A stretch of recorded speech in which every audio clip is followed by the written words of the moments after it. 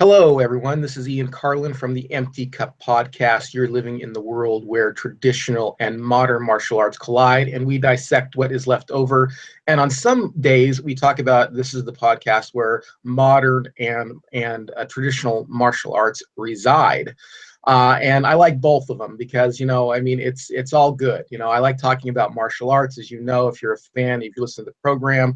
This is a show where, it's all things kind of martial arts, whether or not it's confrontational, whether or not it's harmonious, whatever, I just wanted to open up the program. And today we have Sensei Ando, or Ando, as you call him sometimes. How you doing, Ando?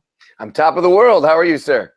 I'm doing great. And we have a awesome program that we're going to be giving you today to listen to. We want to talk a little bit about Ando's past and how he got involved in the martial arts. And then we're going to focus in on a really important topic, and that is how to choose a school. How do you know when a school is right for you, and how do you know when to leave a school, and all that kind of good stuff. And I'm sure, if it's crossed my mind, if it's crossed Ando's mind, then if you're listening, I know it's crossed your mind and you want some answers. And today we're going to give you those answers. So thank you so much, Ando, for being on the show today. Thank you for having me. It's a great honor. All right. So I will always like to start off with talking a little bit about your, my guest martial arts experience, where they've come from, how they got into martial arts, and where they're at currently as well. So take us through that. How old were you when you first said, hey, you know what, martial arts sounds good to me? Sure. Yeah. Not an exciting story. It's probably one that most people have. I was in my teens, early teens, and my brother actually is a year younger than I am, and he was into the whole ninja craze in the 80s, as I know you were. Maybe everybody was, except for me. I thought it was so goofy, and no offense. And so actually, well, it was goofy. Well, at least we can say that now. You can look back at it. But at the time, yeah, I thought, oh, martial arts is ridiculous. My brother was dressing up in the masks and the throwing stars. It was just obnoxious.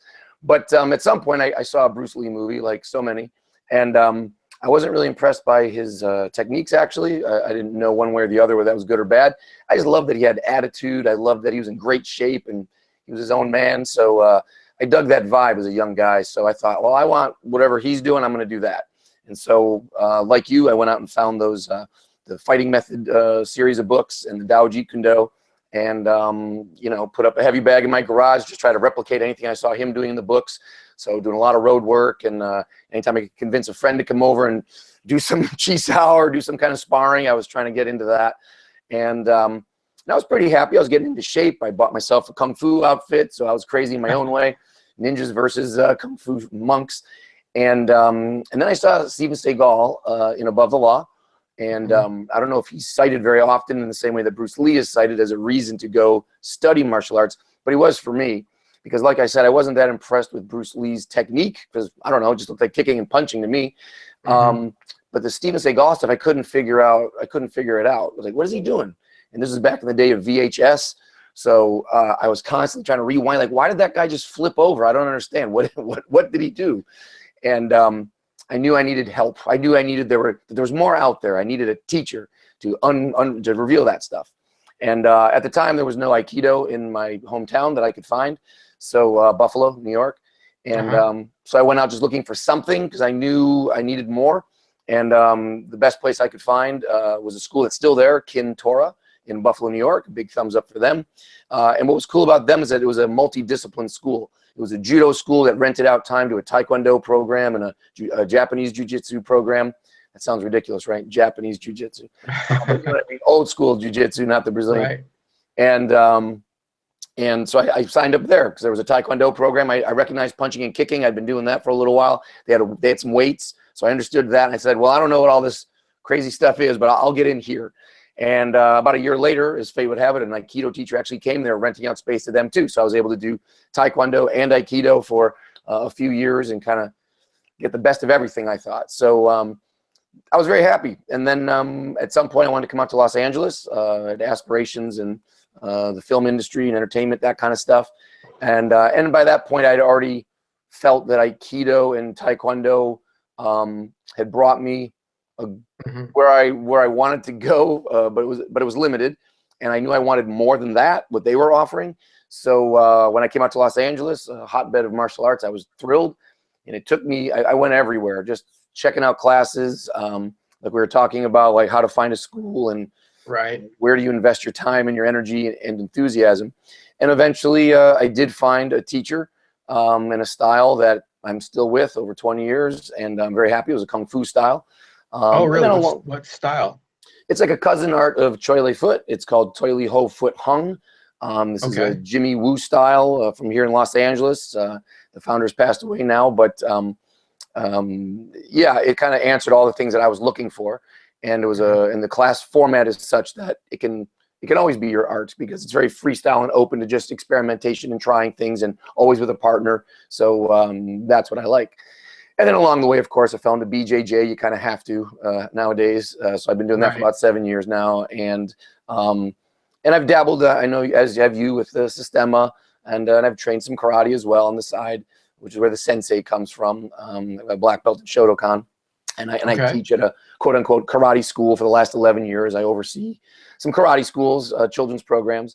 So that's about it. That brings me up to date. Yeah. So right now, like, on an average week, I'm doing BJJ, doing Kung Fu, doing a little karate teaching, and doing like private lessons in Sistema. So I like to see what everybody's up to, and still loving it, still learning. And so, well, you've opened up a lot of cans of worms there. So come at me, bro. Come at me. No, nothing like that at all. Just that stuff I want to explore. I mean, I was really interested in Aikido too at one time because of Steven Seagal. So I mean, that's totally understandable. I mean, I mean, Steven Seagal at the time, when Above the Law came out, it was like his first 4 movies I thought were phenomenal. Above the Law, Hard to Kill, I forgot, Marked for Death, and Out for Justice were like 4 of my favorite movies, and I was just all into Steven Seagal at that time. And that was actually part of the White Dragon martial arts system. It was 5 Animal Kung Fu and Tang Soo Do, but there was also actually a heavy influence of Aikido in there. And I actually I have, Aikido in the dynamic sphere sitting on my shelf just above my head here. So, that was that, I can identify with that. And anyway, but, did you have any troubles like blending the two together, like, going from Aikido to Taekwondo? No. It sounds familiar to me because I was in Tang Soo Do and in Aikido at the same time as well. Okay. Yeah. So no, I know that's a common fear, that you can't really be training in 2 styles at the same time. But again, it's a very individual project, this whole martial arts thing. So if I could understand if you were taking Tang Soo Do and Taekwondo, they're so similar. So if one style, if you're taking Ishin-Ryu, like when you were a kid, if one style is telling you to punch like this, is what I'm saying, and one style is telling you to put your thumb down, well, that's going to screw you up, because now you're clearly going to have a problem with your teachers saying, no, that's not what we do here, man. But with the Aikido and the Taekwondo, they were just very, very different. I mean, we weren't practicing the same techniques at all. There was no padded sparring in Aikido, and there were no really major wrist locks going on in the Taekwondo. So for me, it was just filling gaps in each other. So for me, that made a good fit. And again, personally, my brain was set up that I didn't feel that it was a conflict. I felt okay. So for someone else, it might be confusing, but no, I had a good experience by combining those 2 particular arts with those 2 teachers at that particular time in my life. That worked out just fine for me. So. Yeah. Well, I don't know if you've heard my interview with Roy Harris, and I've brought this up several times on the podcast, but listen to the Roy Dean one, but I missed Roy Harris. That's close. I'm one generation off. Right. But he actually has like 5 different styles of martial arts that he talks about. He says that there's combative, there's sportive, there's restorative, and I'm always forgetting one of them, but one of them was eclectic.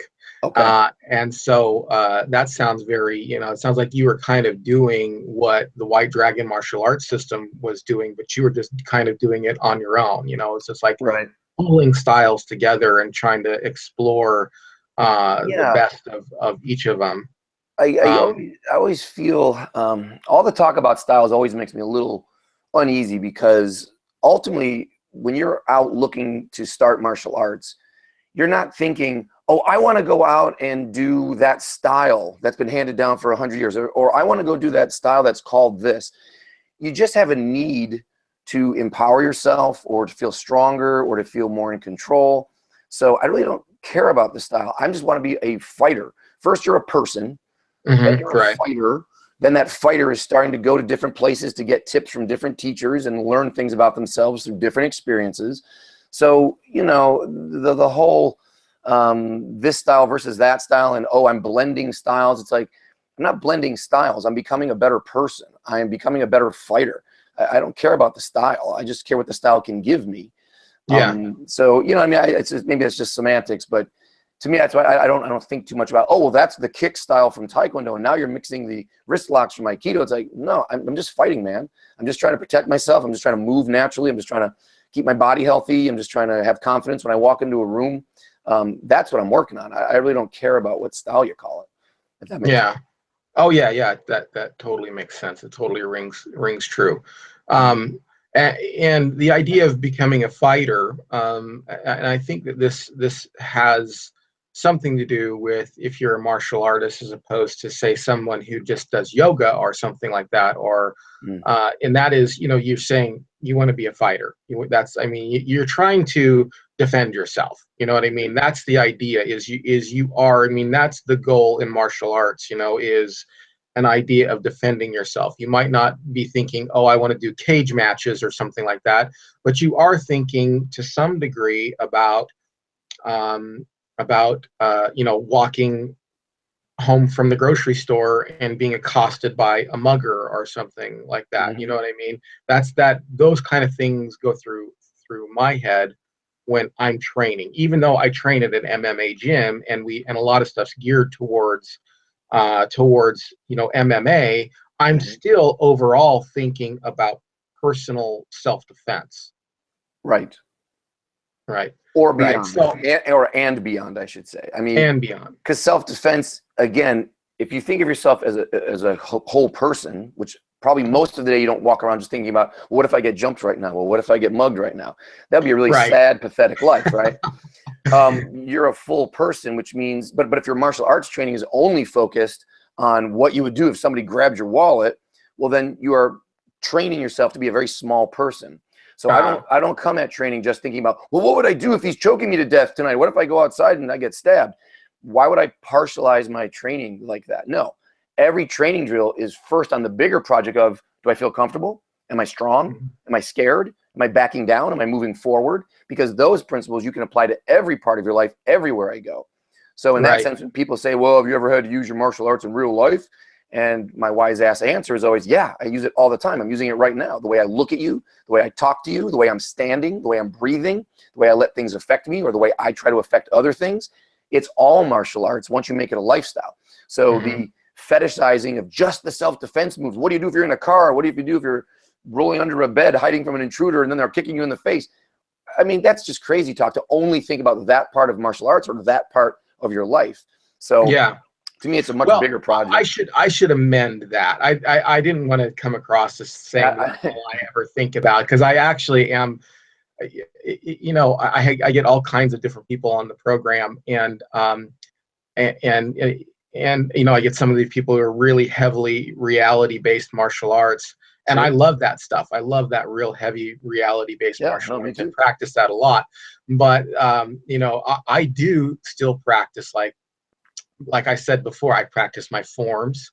You know, I'll get to the MMA school early and sit there and, you know, run through, you know, Basai and, you know, and run through Sulam Tao, and, you know, all, you know, I still really love just all aspects of martial arts. I even practice some Tai Chi from time to time. Okay. You don't have to apologize for that. Well, I even do Tai Chi. Yeah, good.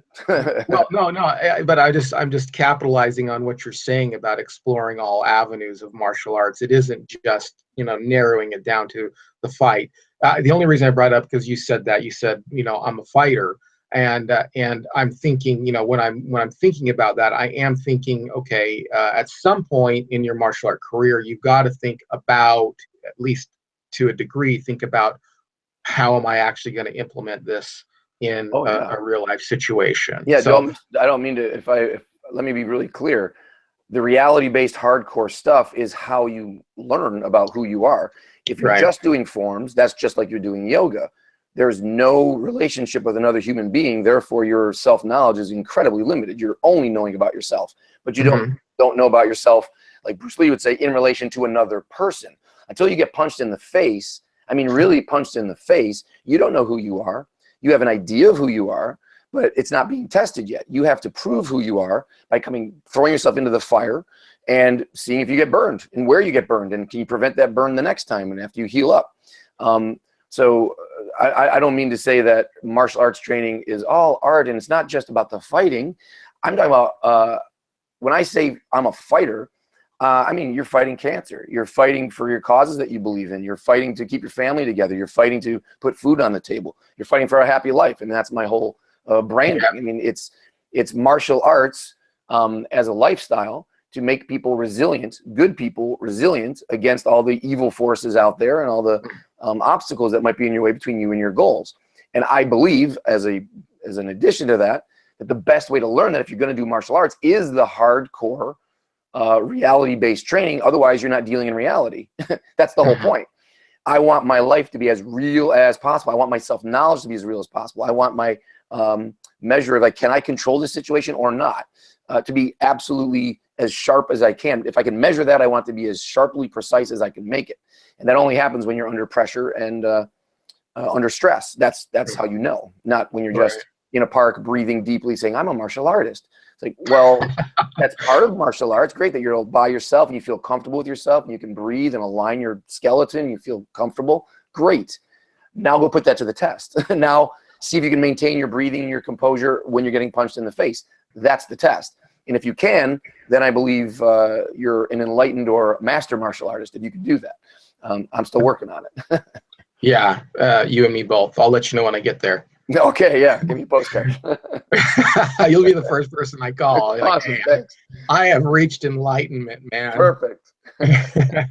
We'll have pie. We'll celebrate. Okay. All right. Well, hey, yeah, pie's a big thing with you. I was watching the video, and it's like, that's. Isn't it with you? Is it not with everybody? Am I the only guy who likes pie? Come on, people. No, I love pie, actually. So one last question, and we'll kind of dive into our topic today. But Sure. One last question that kind of went through my mind as you were talking about your martial arts history, and that is your training in jiu-jitsu. Because I am really deep in jiu-jitsu right now. Currently, it's my not my final frontier. I shouldn't say that, but it's my current frontier. Okay. Because I've done, I did stand up for years and years and years, and I should have done groundwork much earlier than I did. I've told the story before about when I was a black shirt in Wing Chun, and I got taken down and locked out by a purple belt. And you think that would have been like, what, maybe I should learn some of this stuff. But at the time, unfortunately, I was just too arrogant and too prideful. But then eventually I started getting into groundwork. And what surprises me, and it still does surprise me, is yes, of course, how effective jiu-jitsu is. I love jiu-jitsu. I'm going there tonight. But also how much my kung fu training has helped me in jiu-jitsu. My sensitivity training through Chi Sao has actually really helped me in jiu-jitsu. My sensitivity, my blending ability because of Aikido has helped me in my jiu-jitsu training. I'm not saying you couldn't get all that stuff, with jiu-jitsu alone. You could get all that good stuff with, just training jiu-jitsu alone. But it's almost like I feel like it's given me like a little bit of an extra edge, because I know how to place my hips. I know how to feel weakness over a short period, over a short distance when I'm following an arm, which I didn't have to learn through jiu-jitsu. I already came with that into the program. Did you have a similar experience? with Well, all these absolutely. martial arts that you studied, you know, now going into jujitsu? Absolutely. Like I said, I'm not really a style guy. I'm a person guy. I'm developing me as a person. And any training experience you have is going to give you some insight into you. Right. And as much as I thought I was over certain issues that pertain to martial arts, like contact comfort, being close to somebody, feeling someone's breath on you, pressure on your body, pain in your body, fear of confinement, being able to exert pressure on somebody and feeling comfortable manhandling somebody, throwing someone around. I thought, you know, there I was 39 years old, already doing martial arts for a long time, that I was over those issues and I was really okay with all that stuff. And then when I got into the BJJ, I just realized that there were other levels that close didn't, what my definition of close wasn't the full definition of close. And my Right. definition of pressure wasn't the full definition of pressure, et cetera, et cetera. So for me, it was again, first as a person, it was really opening up doors that I just like, wow, I thought that was already settled. And now I'm in a whole new room here. Like, okay, let's really deal with your fear of suffocation when you get, you know, someone covering your face. Let's really deal with the, no, seriously, you have to choke this guy. You're not just going to hit him. When you hit someone, if it's a strike, how else? That's a moment of applying pressure to another human being, whether you're cracking him in the jaw or making him double over, hitting him in the groin or something. But when you apply a choke or an arm lock and you are steadily increasing pressure for a period of seconds, or hanging onto the back for even a couple of minutes in a roll, and you're just not letting go of that neck and you're really trying to cinch in that choke, the dedication and the commitment to being okay with me riding this guy and putting pressure on this guy and making my whole soul committed to the project of squeezing his neck is just psychologically different than just that momentary commitment of, oh, I'll punch you and then get away, and maybe not being as committed to that as you thought you were, to that commitment of, I'm going to take you down, man. Not just a pop, pop, but with a squeeze and a hold, and I'm really not letting go. So just even that depth of emotion, I think, and on the reverse of that too, by the way, getting hit is very easy when you spar, you know, to take a hit and then deny it a million different ways to yourself. Like, well, I wasn't really trying. Well, he's going too hard. He's a jerk. Or just to brush it off and get to the next moment. The moments pass so quickly when you spar, so that it's easy to lie to yourself and say that you're awesome. But in BJJ, one of the first things that I loved about it was when you're stuck, you're stuck. And not for a second. You can't just go, okay, well, next move. Nope. You're going to be there for 5 minutes or until they call, you know, round or whatever. I'm going to be stuck in your mount now for 5 minutes. And I'm going to get to the point where I thrash, I do everything I can. My mind gives up. Then my body fails. I'm out of oxygen. I'm burned out. And at some point, I just accept death. And I had never accepted death so many times before in my training. Of course, you have death simulations. You're working with knives. You're working with weapons. You get neck breaks. You do all kinds of stuff. But again, those moments just pass so much faster. But in BJJ, you have time not just to lose, but to know you're losing and to accept that you're losing. And emotionally, that's just a whole other thing. So again, for me, that's the big reward for the BJJ training. That now when I go back to striking arts or even just the locking and breaking type things, I just feel so much more comfortable now and so much more committed and so much deeper in my resolve to complete techniques or to take somebody down. And then, of course, on the physical side of it, you mentioned Chi Sao. It works the other way, too. The BJJ, I thought I knew what grabbing somebody was, my grip. I mean, I thought I knew what it's like to really hold somebody and grab them. But when that's all you do, right, there's no striking, and that's all you're going to do every time you train for an hour, 2 hours, whatever, you're just going to be gripping and grabbing and gripping and grabbing. How can that not come back to your kung fu or your karate and make you way better at when you put that hand on someone? Your sensitivity, you can't, it's not something that words can describe. It's just, it's in you. It's in your muscles. It's in your bones. You just have more control. You feel more. So yeah, I mean, for me, the secret to BJJ is kung fu, and the secret to kung fu is BJJ, because they both allow you to train things that they don't train on their own. But when you cross train, they enhance one another so much that it puts you way ahead of other beginners in that style. If I was just a white belt in BJJ coming in, and you told me to do like a normal bullfighter guard pass or something, and have to get down low into a stance and cross step, and that'd be really difficult. And that would be like a whole learning curve of like an extra year to condition my hips and my stances and my footwork and my balance. But when you're already coming in with deep stances from Kung Fu, well, then I'm already ahead of some white belt, because I understand stances. I understand dropping my weight and shifting and moving down there.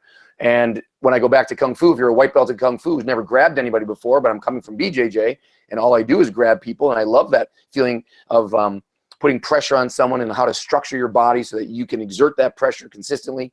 And you come into Kung Fu and they show you an arm bar or some kind of wrist lock thing, and you can put your body behind that and line your elbow behind that just so that it's just good right off the bat. And your teacher comes by and goes, "Oh, wow, well, you got that." And you're like, "Oh, yeah, that's the BJJ working." So yeah, to me, right. It's all body work. It's I don't care where you start, whether you're over there in karate or over here in BJJ, it's all body work. And that's why I love all of it, and it's addictive because I can see how it all crosses over. To me, it's not confusing at all. It all enhances one another. So yeah, no, I get excited. I'm getting all excited here. Sorry. Oh yeah, me too. I'm digging it, man. I'm digging listening to you. Yeah, and one other thing that kind of helped me in my BJJ as well in my training was the sensitivity of knowing when something's working, when something's not working.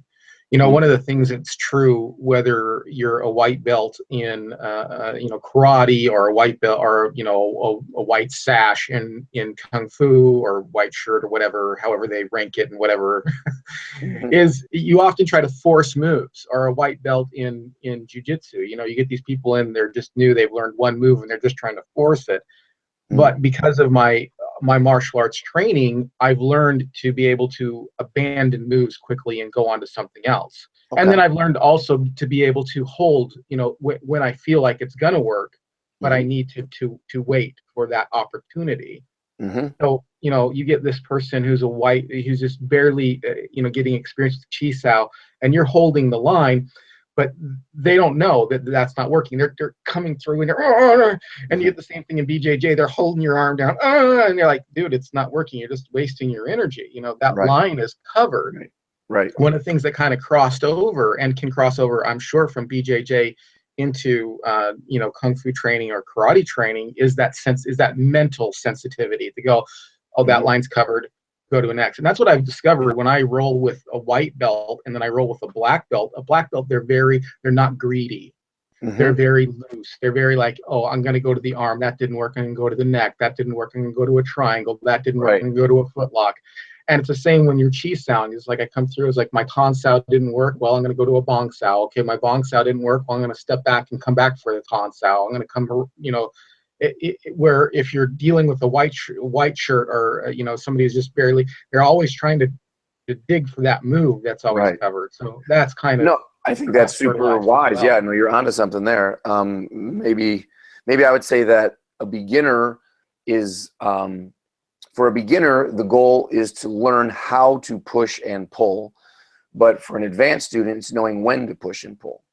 And like you said, a white belt, certainly even for me, what makes me a white belt is that I use the wrong energies at the wrong time. I shoot when I shouldn't shoot. I lay back when I shouldn't lay back. I don't recognize opportunities as easily as an advanced belt. When you're advanced, like you're saying with the black belt, is a very different role because it's minimized. And it's not because they're lazy. It's because they're only picking and choosing their moments wisely. They say, okay, now's the time I have to switch that hip. Now's the time I can just hang on for a second and see what you're going to do. Now I know I'm safe. I can make an attack over here. It's just the wisdom of recognizing the patterns and feeling your partner so that you can make really good decisions about when to do your pushes and pulls. We all have the same tools. That's what always confounds me. It's not like, well, when you're a black belt, you get a third arm, and you get this, you get an advantage of some kind. You gain 20 pounds of muscle mass all of a sudden. I sit there and I watch on the mats. I was like, okay, that guy's got 2 arms and 2 legs. He's a black belt. That guy's got 2 arms and 2 legs. He's a white belt. They move completely differently. The role is completely different experience, and that it has nothing to do with the visibility of it. It's what they have in them, their experiences and their knowledge bases and their feelings. And it's always very tempting to think like, why can't I just jump right to that? Why does it take so long? If we're all dealing with the same tools, is it possible you know, if you could adopt the mindset of Marcelo Garcia, he's just doing the same pushing and pulling that I'd be doing. His body's going to do the exact same moves that my body's going to do. There's no difference. We have the same muscular and skeletal structures. The only difference is his judgment. When is he going to do that and when is he not? That's the only difference. That's gold, brother. That is gold right there. Well, it's gold if I could put it in a bottle and if I could drink it. I'm not sure I would share it. If we could sell it, right? Well, right.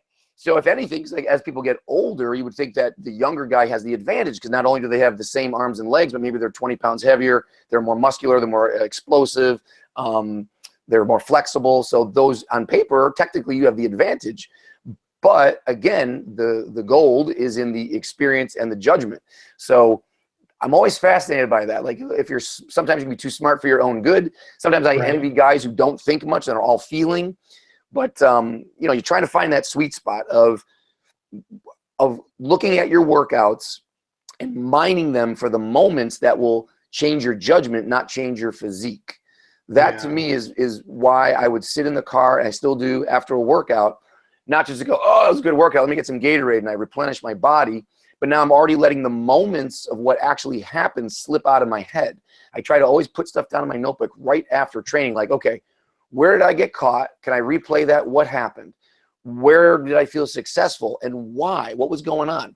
And to me, it's interesting because some days you might go into class and you're all pumped up, you're in a good mood, you had a good night's sleep, you had your coffee, but you get owned all night. People are just killing you. And other times you go in like you're just getting over the flu and you're tired and you don't really feel like it, but you drag yourself there and you're doing it and you're killing everybody. You can't miss. You're just on. So it's like that chasing the zone, you know, you're trying to find like, well, why? But to me, the why is the question. Like, well, is it the relaxation that preceded it? Was the lack of expectation? What is the secret formula that puts you in that zone most of the time? And of course, I'd like to think after all this time, I'm getting closer and closer to finding it. But every time I do, then I go in, I get smashed, and I have to come back out and rework the whole thing. So right. That's what makes it interesting. That is worth the price of admission right there, my friend. You just dropped some truth bombs on us. I like that. That analogy there. You learn to push and pull as a white belt, and then as a black belt, you've learned when to push and pull. That is gold. So thank you. We're gonna close the show now on the high note. All right, yeah, I'm done. I appreciate your love standards. Let's get into the topic with the time we have left, and talk about how to choose a school, because you had a video out that I enjoyed very much, which was like, it basically was like, what's the best martial art? But basically it was like, you know, with a little bit of a tweak, it was just like, well, how to choose a school. Right. And that's something that's actually something I've wanted to talk about on the program for a while. Great. So go ahead. I mean, you know, go with that. You know, what if somebody's looking, they're you know, they're thinking, okay, I want to be a martial artist. You know, whether they're old or young or whatever. What is the criterion that you would suggest if somebody came to you and said, hey, you know what, I'm looking for a good school? You know, obviously if they're at your, you know, if they're there, you'd say, hey, come on in. You know, the door's open. Maybe. But they're like, but if they're like, I live in, I live in another city and I'm looking for a good school. Could you give me some advice? How do I choose a martial arts school? Well, it is a super common question. I get it on emails and comments all the time. Can you still hear me? Okay. Oh yeah. Okay. But think about it like if you're a doctor, you have to diagnose the person. If you're a good doctor, I should say. I guess there are some doctors, if you come in, everybody gets the same drug. Okay, here's your prescription, go. That's an easy, lazy doctor. But if somebody comes in, let's say, and they're just terrified of being touched, they hate it. For whatever reason, they didn't have any brothers or sisters growing up. They never roughhoused. They never were on a competitive sports team where there was even minor contact like soccer or basketball. And you see that that's kind of the big issue with them, that they just don't feel comfortable shaking hands or hugging. They don't feel comfortable with you in their space. They're very rigid. Then as a doctor or as a martial arts physician, I might want to prescribe something for them that would help them get over that issue, because that's going to be the big issue for them. It doesn't matter if they say, well, I'm going to go do Krav Maga or I'm going to go do Tai. It doesn't matter what they do. The main issue for them is they have a problem being touched and touching other people. So if I know that, and if I had a magic registry in my head where I knew every teacher in every school and I knew how they were conducting themselves, then I could, you know, very specifically say, you should go to this school because they're very good at introducing people to contact and letting you roll with people safely. And I can guarantee you that you're gonna have a great experience that's gonna allow you to open yourself up to this touching project. Right. Of course, I don't have that magic registry. So that's why it's up to each person to go out and try to first diagnose, what do you want? What do you think you need? And then go find the medicine that's going to help cure that. Because again, to me, martial arts is like a medicine. There's some failing or shortcoming in your life. Otherwise, why would you go out and seek anything? I mean, that's why you go out to do something. If you already thought you were awesome and perfectly well prepared for life, then why would you do it? So there's something that you wanted. For me, when I started, it was, oh, I want to get in shape like Bruce Lee. I want that confidence like Bruce Lee. I want the swagger. So that's what got me in. But then once I got in, I was already in shape now, and I felt pretty cocky. I felt pretty good. Then I saw the Steven Seagal thing. I said, well, what's different here? Like, I just like how he commands the room. I like how he controls the situation. It was his bearing, and the techniques are still kind of secondary. Yeah, it's like, I don't know what he's doing, but whatever he's doing is giving him this incredible calm sense of control of everything and everyone. It's beyond just cocky, because Bruce Lee had to rip off his shirt and scream and run around. But Steven Seagal was doing it with whispers and standing still with a suit jacket on. And that I just found was like, wow, that's totally different. I like that better, because I don't want to have to rip off my shirt. And I like that you can just stand there and look good with a nice sport coat and slick back hair and still have the confidence to control this room and control everybody in it. So then it became for me about control. And then, of course, every year or two, you kind of come to some new discovery about yourself, like, gee, you're afraid of this, or gee, you need work on that. And so it's very difficult, I think, to say that you would find an art that attracted you in your youth, and it's still appealing and challenging you when you're in your 30s and then 50s and then 70s. That's either a very incredible teacher and an incredible style that's able to keep opening new doors for you into yourself. I think that's pretty rare. At least for me, I've had to kind of seek, just like you would seek different dinners for dining pleasure, or you would seek different movies because you're in different moods, and sometimes you want something serious, sometimes you want something silly. In the martial arts, some days I need to just go grab someone and get rolled around and get on the ground and just make it ugly. Some days I want to make it very precise and just work on my balance and my timing. Different days, different moods. So if you're looking for a school and you're brand new, to try to foresee what you're going to be in a year or 5 years or 10 years, you can't. So it's so stupid to waste one moment of your time sitting there trying to figure out who you're going to be and what you want in 10 years. All you can do is deal with today. And if today you're driving by a Krav Maga school and it looks like it's fun because they're hitting these pads and yelling and screaming and clapping for each other, well, then get in there. You can always quit. You don't have to go back, but go in and try that. On the other hand, if you're driving by the park and you see some people out there doing a Tai Chi form, you think, man, that looks so cool. I love it. Every time I see that in those medicine commercials on TV, those old people always look so cool. If that's your vision of Tai Chi and you want to be part of that, well, then park your car, walk over and say, hey, man, is it okay if I join you guys? Yeah. Start there. If you hate it, you don't have to come back. It's not like, I don't understand these conversations about what style is the best and where should I go and which teacher. It's like, you're not signing a 50-year contract. You must be here for life. This is America. You can just come and go as you please, baby. So take advantage of that. You're not stuck in some small village where there's only one school and you have to adhere to the family policy. No, that's your style. And even if you're not built for it and it doesn't suit you mentally, no.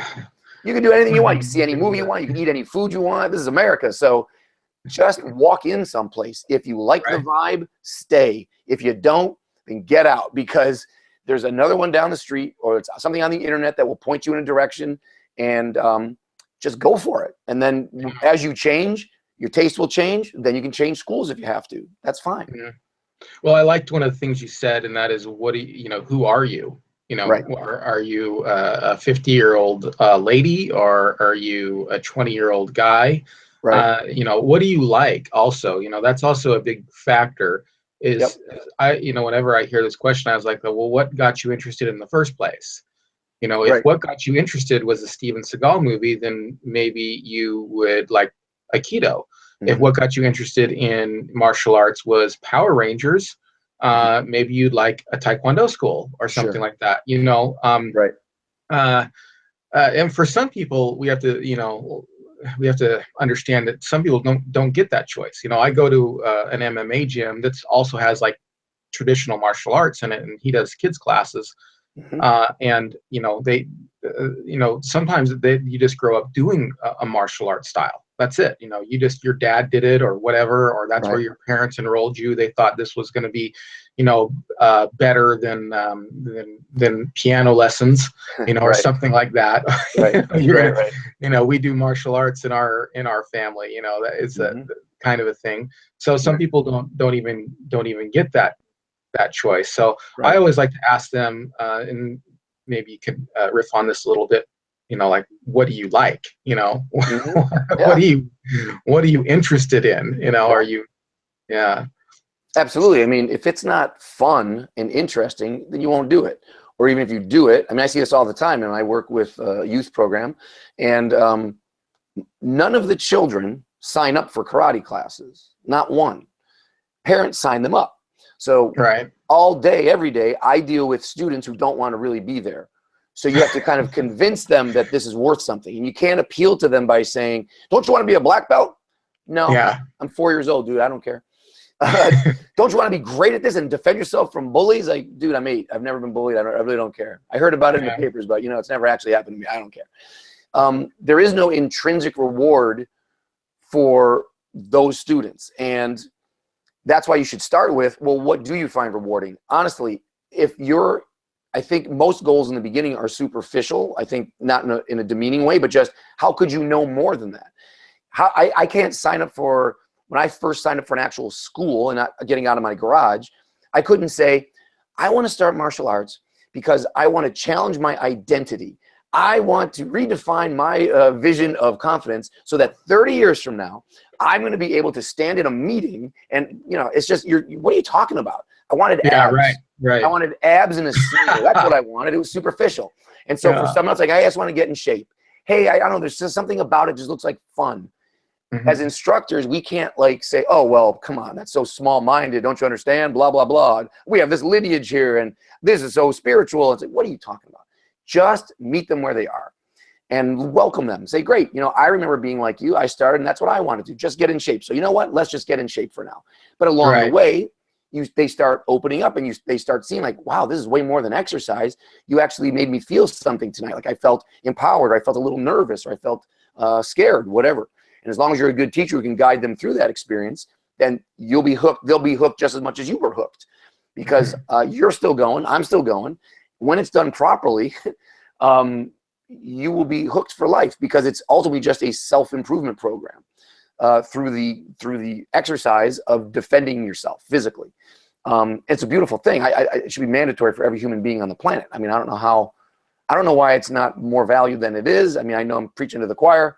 Probably Right. anybody Right. who's listening to this, I mean, but we just do a very bad job somehow in the martial arts of alienating people, and they somehow think it's not safe or it's not worth it, because we all know on the inside, like, this is the best thing in life. This is it. This is where you go. This is my church. This is my therapy. This is my gym. This is everything. So that everybody doesn't get that, I know it's zealotry or whatever, but I can't help it. I would have been. I kind of don't fit that model where you were talking about with the kid who was like, I don't know why I'm here. No, I was Yeah. interested in martial arts at a very, very young age. I don't know if you've ever like seriously, like 4 years old, I saw Star Wars. Cool. First time in the theater, I wanted to be a Jedi. I mean, That's awesome. that was my goal. And then at the same time, the television show Kung Fu was. I think it maybe was even in syndication at the time. I'm not sure. This is like How old are you? 78. You're 40, early 40s. What are you in? 43. I'm going to be 44 in August. Okay. So I just, like, seriously, like, by the age of 4 or 5 years old, I was just like, I want to do martial arts. I was just like, anything to be a Jedi was really what I wanted to do. We didn't, have a school available to us A Jedi school? Yeah, no Jedi school. Yeah. Well, we didn't have. I knew that. Even at 4, I knew that was impossible. Yeah, But Yoda. it's like Yoda was living in Oklahoma at that time. A small strip mall. Right. It wasn't until I was 8 that I was able to go to my first martial arts school. Well, wait. So wait. Can I interrupt you? What happened then when you wanted to be a Jedi? You saw lightsabers. You go to your first class. Was it Ishinru Karate? Is that what your first? Yeah, when I was 8. So when you walked in and there were no lightsabers, and they told you to go stand and do 100 punches, what was your feeling? Did you think someday there'll be a lightsaber, or did you think this isn't what I wanted, or what was your reaction? Good question. I knew that was science fiction. I wasn't like under any delusion that I was going to have lightsabers or anything. That just kind of sparked my interest in like, okay, moving and being a fighter. You know, being it was like a space-age martial artist is really what Jedis were, and so that's kind of what it was. So when I went to Ishinru, you know, and I had no idea that there were, no idea at all that there were different brands of martial arts and different styles. I just thought, oh, there's a karate school that's 20 minutes from where we live. Mom, can we go? Can we go? You know, of course, you know. So it was all cool to me. So I didn't have. Well, that's great.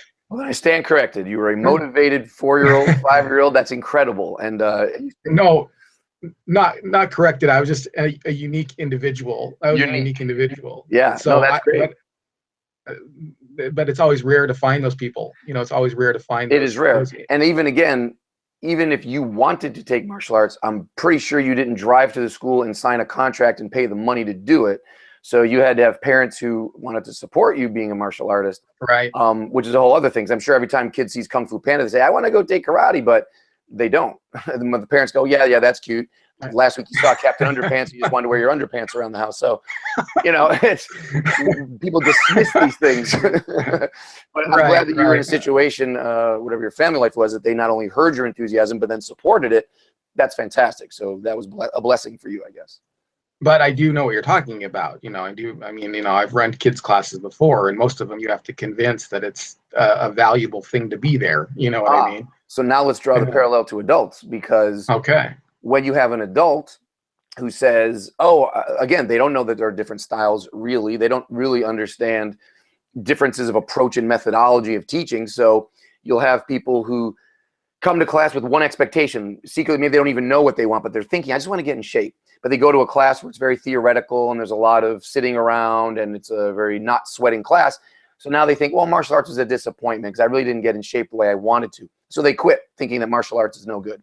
Or it's the other way around. Someone's very philosophical and loves the David Carradine Kung Fu vision of the philosophy married to lifestyle.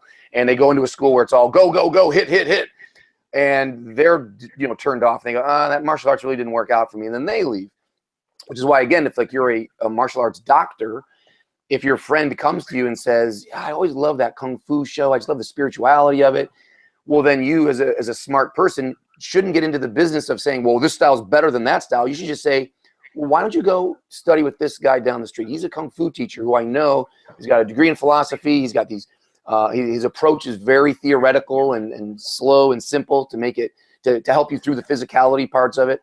That would be a smart recommendation, as opposed to your friend who says, gosh, I really love the spirituality of the Kung Fu series. You say, oh, well, and I don't want to bash any style. I'm not bashing it, but just saying you prescribe the wrong medicine. You say, oh, well, then you should go over here to that Krav Maga school because they're going to really let you wail into some pads and yell and scream and get your testosterone going. And they don't have the experience they wanted. Now, that said, of course, there are parts of you that you don't know yet. Otherwise, the journey wouldn't be very interesting. You wouldn't show up. There are parts you don't know. So maybe you were raised to be very quiet and civil. And when you do get the chance to hit some pads, you're totally surprised at how much you love hitting stuff.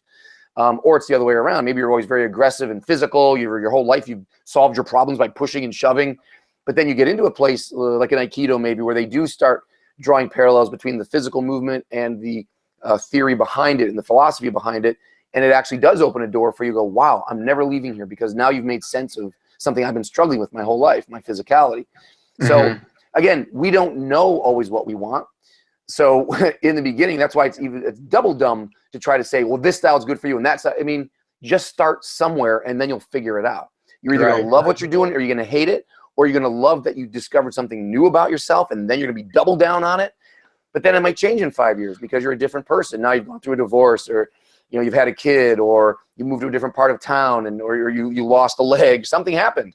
And Right. now you have different needs. It would be really, that's why it's so strange to me that someone could say, well, I've been doing the same style for 45 years and I'm doing the same forms and I work with the same people. And I think, okay, that's cool. I mean, I like the loyalty of that. And I think that's awesome.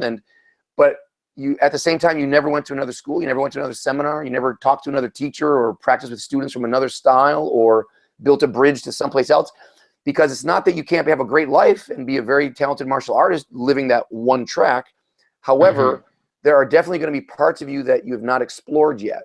Just like if you went your whole life without the BJJ, you just stayed as the stand-up guy, you're still wise, you're still a nice guy, you're still good at what you do, you can still have your confidence and all that stuff. But look at all the life lessons that you've learned about yourself just from that extra time that you spent on the mats, even if it was one time a week. Just to go through that experience changes you. Much like you could say, like, if you went scuba diving or if you went skiing, or I mean, anything you do, again, there's going to be some residue of that experience in you. It's just that it's a little more predictable with the martial arts. We can say, okay, I can kind of predict what's going to happen in BJJ class because this is what I felt. I felt this whole string of things that I'm still experiencing. So I just feel bad if a martial artist doesn't open themselves up to other experiences and put themselves above the style. And don't get so locked in like, well, this is our form, this is the way we do it. Don't look over there. Not only don't I look over there, I make fun of the people over there. They're doing it wrong. It's like, no. The experience can be exactly the same. The fist position is not that important. What's important is how are you wielding that fist? What decisions are you making behind it? Who are you? So in that sense, I'm all for cross-training. That doesn't mean everyone should go out and study 5 arts, but at least work with different people once in a while, not just to test your technique, but to test you. Because we all know, like, you can go in with your A game and say, oh, I'm really good at whatever my fight is. I'm going to go spar with these guys. And, man, am I great at double leg takedowns. I nail this on everybody. I'm an NCAA wrestler, and I can nail everyone with this double leg. And then you go to one gym where it just doesn't work. They shut you down. They're just awesome at takedown defense, and you just cannot get that done.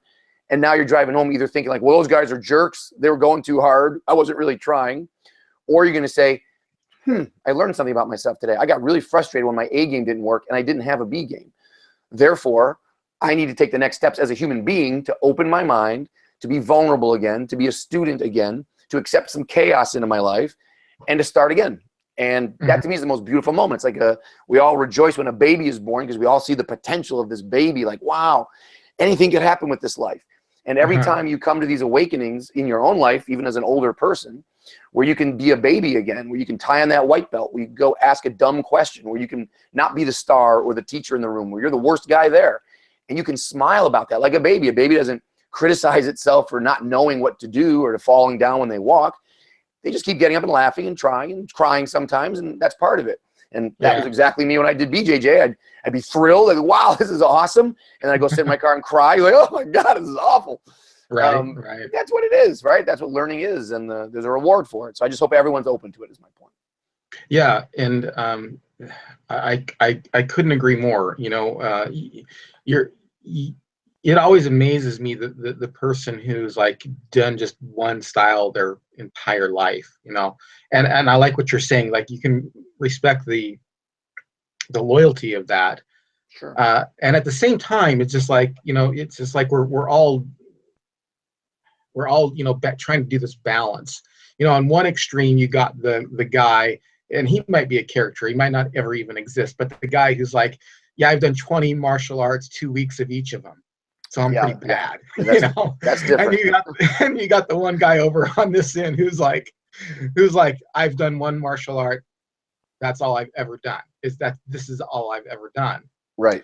And then and I'm sure that most everybody is somewhere in the middle of that, you know, somewhere, you know, that you might have somebody who's a little closer here, or somebody who's a little closer there. Right.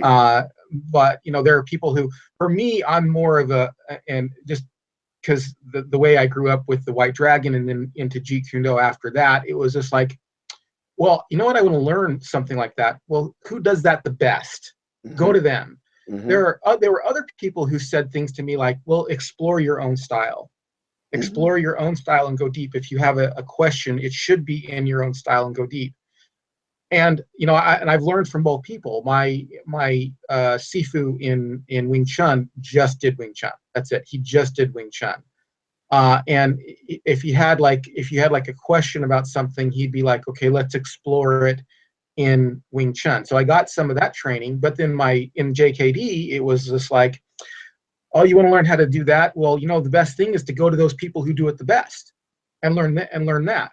So I've seen it. I've seen this from both ends. And I always like to, the philosophy I've come up with personally is have a base style, have a base style, but don't be afraid to explore when you run into a wall in that style, because there's no, if I want to learn kicking, I go to who I think are probably some of the most explosive kickers, and that's, the Taekwondo and the Tang Soo Do, those explosive, beautiful kicks.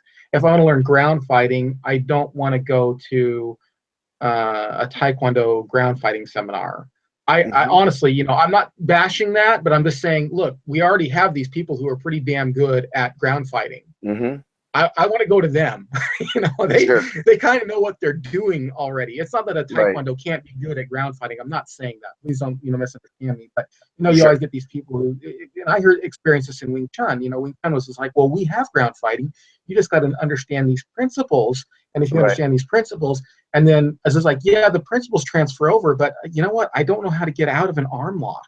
I don't know the actual technique of how to get out of an arm lock. I had to learn that from somebody else, Right. So, And yeah, well, that's a whole, my gosh, there's a couple of topics there. No, but I agree with the spirit of it. There are many ways up the mountain, and that's a cliche, but it's true. And, it always fascinates me as some of my teachers, the people that I've been lucky enough to learn from.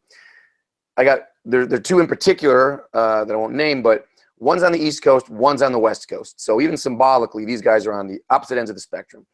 One of them has done one style his whole life, and he's a forms-based guy, classical Okinawan style karate.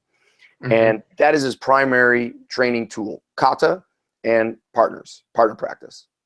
On the other coast, someone does no kata at all, no forms at all, doesn't believe even in rehearsing techniques, believes in a completely improvisatory, in the moment, go with the flow kind of spirit.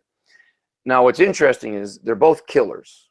They're absolutely both killers. I would want them on my side in a fight any day of the week. I never want to go against these guys. But their methodologies are completely different. Their styles are completely different. Their clothes are completely different. Everything about them is completely different. But that said, I really wish they would train together once in a while. I really wish they would meet. I really wish they could just trade some notes, even if it was just for the sake of feeling each other's skill and going, oh, there was another way to do that. Just to know it, because I'm not convinced they do. That's why I'm not going to name them, because I can't speak for them. But the way I'm looking at it, they're both thinking like, no, my camp is totally right. Oh, what are they doing? Forms? No, that's a waste of time. On the other side of the thing, they don't do forms. Well, that's crazy. They just think they're going to make up stuff in the moment. No, that doesn't work. They both have a little disdain for the other method. Otherwise, they might introduce some of it into their life. So because of that, there's a wall. And I wish they would just connect, get in the same room, feel each other's good stuff, and just at least come away going like, wow, that really was impressive. That method does work. I have no reason to put that down. As a matter of fact, I might even want to incorporate a little of that into what I'm doing. That's when I think we're all at our best, when we're splashing into each other and kind of sharing things. I mean, it's just, that's how growth happens. That's how, and I don't just mean growth of the arts. I hate the whole thing about martial arts evolving. I have a pet peeve with that phrasing of, well, it's the evolution. It's like nothing's evolving. It's the same bodies, same pain, same way to break people up. There's nothing new about that. The only thing that's new would be your journey in it. You're just rediscovering stuff that everyone else has been discovering for hundreds and thousands of years. It's just you're the one. You're the new part. You're evolving. The art's not evolving. The art's just there. It's just, how do you break an arm? You break an arm the same way you did it 10,000 years ago. But it's new to you, so you're evolving. Let's just focus on that. That's very interesting. Have you heard of Adam Chan, by the way? He does the on a YouTube channel. Yeah. Yes, I've seen videos on only through videos on YouTube in the garage. Yeah, the Kung Fu off camera, and he stands there and goes, "Oh yeah, that guy." Yeah. He does this really cool thing about katas. It's very interesting. He says if you look at a kata, this is like if you read a dictionary and you said, man, that was a really shitty novel.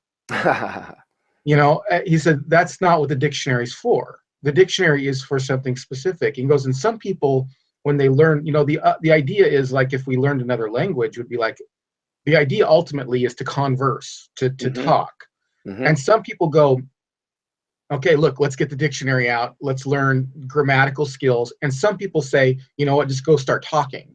Just immerse yourself in the conversation. Both people will get there eventually to the talking. But one person got there through just talking, just hanging out. And the other person got there through reading, the dictionary and the grammatical book.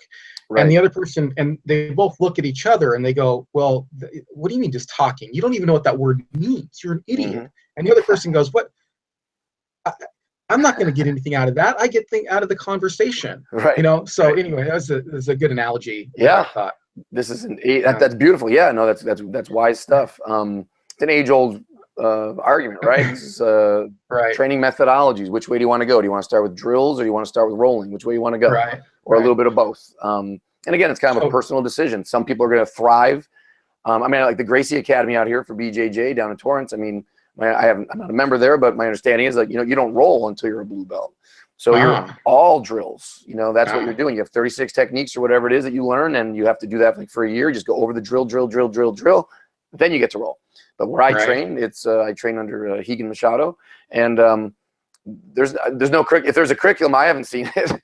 It's you show up and you roll, and tips here and there, and some days it's something way too advanced for me, and sometimes it's the basics again, and I love all of it. But again, if you go take a guy from Torrance at the Gracie Academy, you take a guy from Higan Machado's lineage, and they're both 20-year black belts, they'll both kill you. So you get there either way. If you're a student, if you're a true student who's learning and open-minded and you're paying your dues, you're going to get what you need out of it. So it's really that debate only matters to me like in the first couple of years, and maybe that's more of a business decision of what makes a student feel welcome and successful early, so that they'll stay hooked long enough to find the intrinsic value of just staying for the long haul. So in the beginning, maybe you need to flash the belt or that first certificate, or congratulations, you've done your first 10 techniques very, very well. You've drilled them and now you're a success. And then you can introduce them to the chaos of the unstructured workout. To me, there's a psychological argument that can be made to lead with drill, and there's a business argument that you can make. But ultimately, I don't care, because if you tell me that if I knew for sure you're going to be here 10 years from now, it doesn't matter. Just show up, and you'll be fine. I don't want to talk about it. But if you have to pay your rent, then you should think about that really long and hard. And spoiler alert, you're probably going to want to go with the Gracie University version of that, and let people have breadcrumbs and let people feel like a success one step at a time. Let them feel safe, and help them along the way. Don't throw them into chaos right off the bat, because that's what they're trying to avoid by joining up in the first place. They already have chaos. They don't want more chaos. So that'll be we're coming up on the end of the program here, and I have a final question that I ask all my guests, and that is, what is your top 3 fighting methods and or training tips? You can switch them out for training tips. Okay. Number 1, I would just say smile more. Smile. That's my whole thing. Happy life. Martial arts, fight for a happy life. Smiling in terms of self-defense, if you think about the global project of self-defense, not just, oh, there's a knife to my throat, but blood pressure, stress, cancers, whatever you got. There's no downside to smiling. Walking around, making friends, putting people at ease, the confidence that you can project by smiling, not frowning and grumpy face and all that stuff. There are health benefits to smiling. There are relationship benefits to smiling. And even in the actual literal martial arts training, if you're tense and making angry faces and you're putting tension into your face and your neck, that's not helping you. So even during a roll or during sparring, you should find a smile. Now, it doesn't have to be a big toothy crazy smile like the Joker, but at least an inward smile where you're enjoying the process, where you're relaxed, where you're comfortable as you can be. And to me, that is a power. It's for some reason culturally seen as a weakness to be smiling, and but it's not. To me, that is your sword and that is your shield. That smile is powerful, and you should be using that at all times. So number 1, I would say smile more everywhere you go, and when you train in particular. Absolutely, you should be smiling more. Number 2, no matter what style you do, what you believe, you should train hard. All of these discussions about what style do you do and who's your teacher, doesn't matter. If you don't put in the work, it's all a waste of time. You're just in it to wear the hoodie with a famous name on it. You're just trying to get status within your social circles. You're just trying to impress your girlfriend. You're an idiot. I mean, that's just a waste of time. You're actually getting further into self-delusion. You're going in the opposite direction from self-knowledge and discovery. So break out of that by training hard. If you train hard, you will always run into a wall. And when you hit that wall, that's what's going to test who are you. If you back away from the wall, then, well, now you know something. That was your limit, and that's as far as you're going to go in life. And if you can find a way over that wall or through that wall, well, now you learn something else about yourself. You're tougher than you thought. You're smarter than you thought. You're more creative than you thought, whatever that is. So you're not going to know that until you train hard, though. So whatever it is you're doing, I don't care if you're doing 100 jumping jacks as part of your class or you're doing 10-minute rounds of rolling, put yourself in there 100%, train as hard as you can. Don't worry about mistakes. Don't worry about successes. Just train and then reflect on what the heck just happened. And that's where the gold is. You got to train hard. And number 3, what did I say? Smile, train hard. And then actually what we've already been talking about. Build bridges, not walls. Don't. You're not going to build it. What? I'm going to build a wall. We're going to make the Hapkido guys pay for it. Oh, man, that's a good. I don't want to get political. Hey, is anybody coming in the door here? What's going to happen here? Watch out. Yeah, no, not a political statement, but just a teacher-student philosophy. You should build the bridge to, even within your own class. Forget for a moment about in-between styles. We already talked about that a lot. Right. Even within your own group, there's always some guy in your group that you don't like. There's always some guy in your group who goes too hard. There's always some guy in your group who's got attitudes. There's always some guy in the group who thinks he knows everything. And on the other hand, there's always somebody who's always underperforming. Always someone who's kind of on the outskirts and not 100% committed. Just build bridges to all these people, because ultimately you're supposed to be learning how to relate to everyone.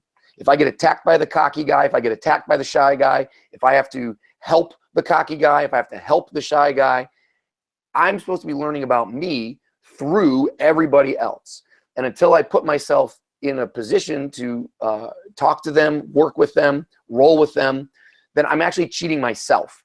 So don't just pick your favorite training partners all the time. Don't just form little cliques within your school. The whole point is to make bridges with everybody. Build a bridge to everybody and see how you react to it. If this guy's really cocky and he's always talking down to you, he's really pretentious, and you hate it, and you just feel that stuff coming up into your chest, like every time you go near that guy, you need to deal with that. That's not his problem. That's your problem. He's being himself. He's being honest with who he is at this part of his life. You're the one who has some issue with that. So isn't that why you're here? The whole point was to figure out, what do I do when I feel uncomfortable? So if you're only working out with people who make you feel comfortable, well, then you are not getting what you're supposed to be getting out of this experience. So build bridges first within your own school. And then outside of that, oh, there's those guys over there doing BJJ, a bunch of idiots. Every fight does not go to the ground. They're crazy. Walk in anyway. Take a class. Talk to the guys. Find out that we have way more in common than we have that makes us different. Build that bridge. Right. Oh, you're a praying mantis guy, and there's another praying mantis guy, and you guys have different lineages. Who cares? Walk in. If they want to kick you out, well, then that's their problem. But if there is an open door and you guys can exchange ideas and share some mantis stories, well, then do that. Because again, we're all martial artists, and I really do believe that the biggest differences are not between us, whatever you study, whatever I study. The biggest differences are between the people who train and the people who don't train. And I just want to make sure that we do a better job as martial artists of letting everybody know that everybody's welcome. And not only are you welcome, you really should be here. This is great stuff. It will change your life if you do it right.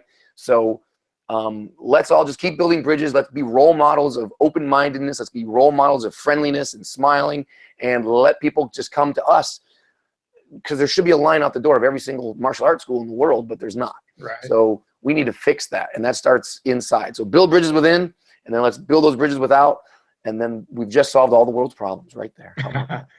Oh, awesome. Thank you. Tell people where they can find you online. Well, certainly senseiando.com. That's my main hub.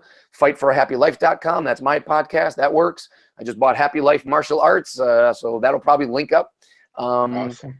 And yeah, YouTube channel, whatever. And I'm very approachable. So send me an email, shoot me a message. I'm trying to help as many people as I can. So yeah, don't be shy. Say hello. You're a great example of martial artist, and I'm honored to have had you on the program. You know, the reason why I called this the Empty Cup podcast I can't think of a better example than you of that, because you're somebody who's able to give advice that's absolutely fantastic, and somebody who is open to explore. So I was absolutely honored. Thank you very much for being on the program today. Well, back at you. You're building bridges with every one of these episodes, and obviously you're a multidiscipline guy. So you're just talking about yourself right there. You're projecting you onto me. I'll take it. But yeah, good catch there, sir. Thank you. Thank you. Stay with us. Yes, sir. Just hold on for a second. I'm going to close the show out, and then I'll talk with Yes, you sir. just for a second off the air. Hey, everyone. Thank you for joining me on the Empty Cup podcast. If you like what you heard, you know what to do. Write a review in iTunes or Stitcher Radio, wherever you heard this, and share this on your favorite social media. That helps us, just spread the love of this program around. So do that. And if you're interested in following us, you can follow us at A Mind for Fitness on Twitter, and also Facebook / Mind for Fitness. And if you're looking for like some of my ideas that don't quite make it onto the program, kind of behind the scenes, and my fighting tips and training methods, you're always welcome to go to my YouTube channel, Ronan JKD on YouTube, and I post all kinds of pretty cool fighting tips and stuff like that, training methods, and then just some ideas and stuff that occur to me that don't always make it onto the program. So thank you for that, and until we meet again, please don't forget to keep your gloves up.